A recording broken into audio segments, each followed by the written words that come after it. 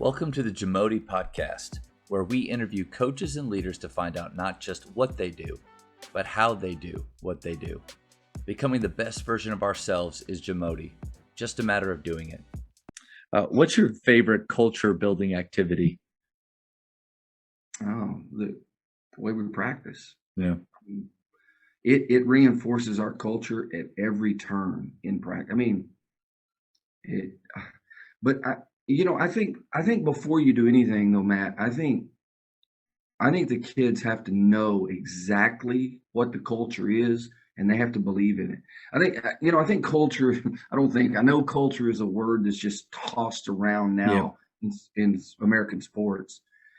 But it's a gimmick if the players don't know exactly what your culture is and they don't believe in it.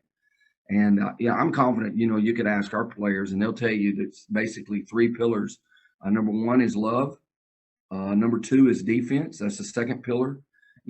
Great defense is the common denominator of all championship teams, all sports. You watch who wins the World Series; it'll be the best defensive team. They'll have great pitching and they'll be a great defensive team. It's that way every year. You know, Football, there's no secret. Alabama plays pretty good defense. Yeah. And I know it's harder to play good defense in NFL and college football now because of the rules, but still, you couldn't run the ball on the Tampa Bay Buccaneers. Just could not do it last year, Yeah. and it was a big reason they won the Super Bowl. And in basketball, it goes without saying. I mean, look at Baylor. Good Lord. Well, Yeah. they're former Bear. I mean, the defense they played was phenomenal. Yep. And so our second pillar is defense, and then the third pillar is the way we practice.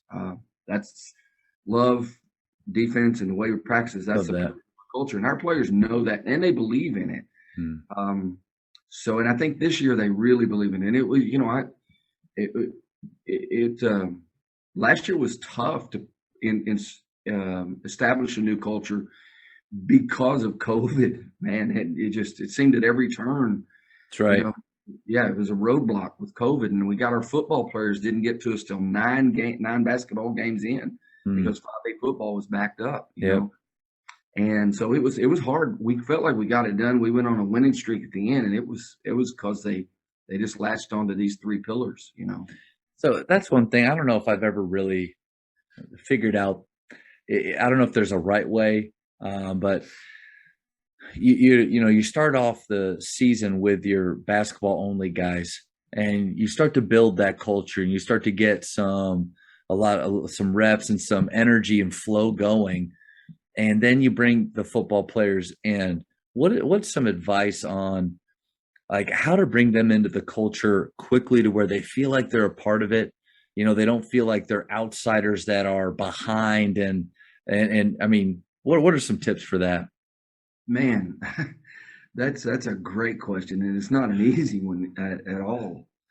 Fortunately, we'll have two football players come to our varsity from football this year, and they're both bought in. So this year will be easy. One of them in a normal situation could be a problem because he's already a Division I football player, already signed and already committed and all that. But I know he loves basketball and he loves this team. He's told me that repeatedly, and he's shown that. It won't be any problem with him, but it could be a real problem in that situation for a lot of teams. I just don't think you can ever lower your standards. I mean, your culture, if your culture is already created, they either get on board or they get out. Right. I had an interesting discussion with another coach about that. He brought up that it's just so many years he'd get a football player at 2, and it's just like I can kind of take it or leave it, and that's tough. But they just gonna have to leave it. I mean, these are our standards. You either meet them and get on board, or get out. It's just a choice. You're welcome to be here and welcome to help us, but that's not easy though. Our football players we've had here are generally kind of like that guy you said, loves the team, loves basketball, excited to come compete. One thing I've noticed is I really have to help them more. So, okay, confidence is one of those words, like kind of like culture that so many people talk about and want to know how you build it and everything. But obviously we know that a lot of confidence comes from preparation. And so I felt that I have to help these football players more with protecting their confidence, letting them know it's okay to feel like I don't know why I'm missing lips. I don't feel right out here. I don't feel. Well, hey, man, it's going to take some time. But that's been the biggest struggle I see is not them not wanting to work hard or be out there. They have these expectations that are maybe a little unrealistic because they haven't touched a ball in 3 or 4 months. And so I've had to help them with that more. Yeah, yeah, that's a good point. Yeah. Thank you for checking out today's episode. Please take a moment to subscribe to this podcast, share it with your fellow coaches, and find us on social media for what's coming up next on the JAMODI podcast. It's just a matter of doing it.